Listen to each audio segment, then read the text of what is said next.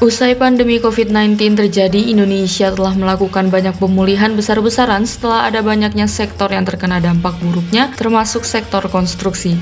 Sayangnya angka permintaan barang dan jasa konstruksi yang diharapkan melonjak pasca pandemi ternyata tidak terjadi. Tetapi dikatakan bahwa di 2023, industri konstruksi dioptimiskan tetap akan aktif mendapat proyek-proyek infrastruktur.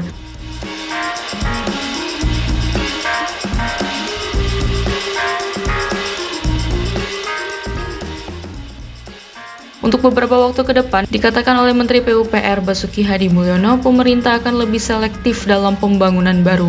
Tetapi kebutuhan barang dan jasa konstruksi tentu masih akan tetap terhitung besar. Untuk itu dipastikan bahwa di 2023, industri konstruksi dalam negeri akan tetap aktif mendapatkan proyek-proyek. Ini juga dikarenakan pemerintah sendiri tetap akan melaksanakan program pemeliharaan dan rehabilitasi terhadap infrastruktur. Berkaitan dengan kebutuhan barang dan jasa konstruksi pun, kini pemerintah sedang berkomitmen untuk selalu menggunakan barang dan jasa dalam negeri dalam setiap proyek. Bahkan dikatakan bahwa pemerintah tidak lagi memberikan toleransi terhadap penggunaan barang impor untuk keperluan konstruksi di dalam negeri. Adapun ini juga sejalan dengan perintah dari Presiden Jokowi.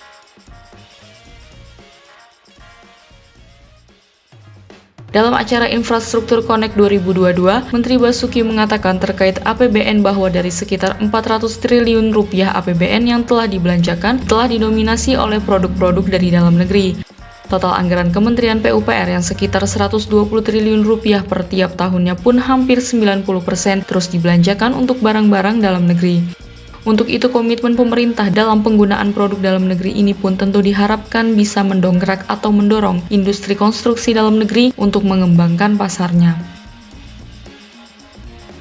Sementara itu, ada proyek ibu kota baru yakni pembangunan IKN yang dipastikan konstruksinya akan lebih masif di 2023 mendatang. Ini tentu menjadi peluang besar untuk sektor konstruksi di tahun 2023. Presiden Jokowi sendiri telah memerintahkan Kementerian PUPR untuk memperluas area pembangunan kawasan inti pusat pemerintahan untuk wilayah B dan C. Juga melalui Peraturan Presiden Nomor 120 Tahun 2022 telah diberikan perintah khusus kepada Kementerian PUPR untuk diadakannya percepatan penyelesaian infrastruktur. Hal ini adalah untuk mendorong kebutuhan barang dan jasa konstruksi di dalam negeri pada 2023.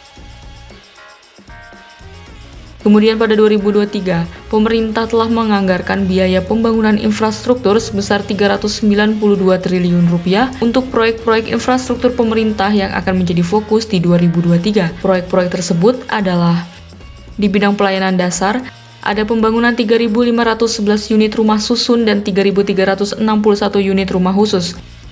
Pembangunan SPAM dengan kapasitas 1.799,5 liter per detik. Pembangunan rehabilitasi atau renovasi sarpras pendidikan dasar dan menengah sebanyak 670 unit sekolah, pembangunan 7 unit bendungan baru dan penyelesaian pembangunan bendungan yang masih dalam progres, serta pembangunan dan peningkatan jaringan irigasi seluas 6.900 hektar dan rehabilitasi jaringan irigasi seluas 98.700 hektar.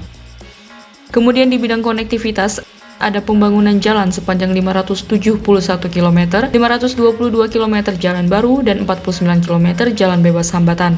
Pembangunan jembatan sepanjang 15.943 meter, jembatan baru 13.684 meter, flyover atau underpass atau terowongan sepanjang 2.259 meter.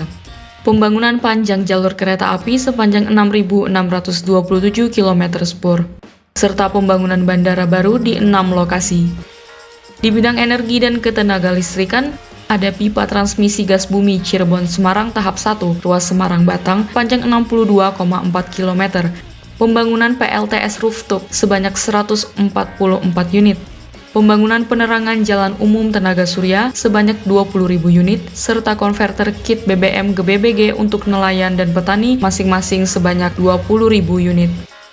Di bidang teknologi informasi, ada pembangunan BTS atau Last Mile baru di 332 lokasi, penyediaan akses internet baru di 9.755 lokasi, penambahan kapasitas satelit sebesar 8 Gbps, utilisasi palaparing wilayah barat 60%, tengah 37,5%, timur 37,5%, serta pembangunan data center nasional di 2 lokasi.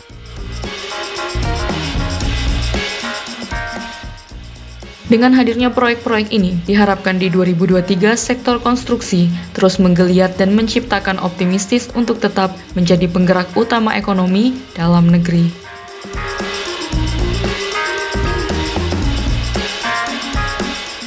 Terima kasih sudah menonton video ini. Jika kalian suka videonya, jangan lupa tekan tombol like dan nantikan video-video top konstruksi berikutnya agar tidak ketinggalan berita-berita terbaru seputar dunia konstruksi Indonesia. Salam konstruksi!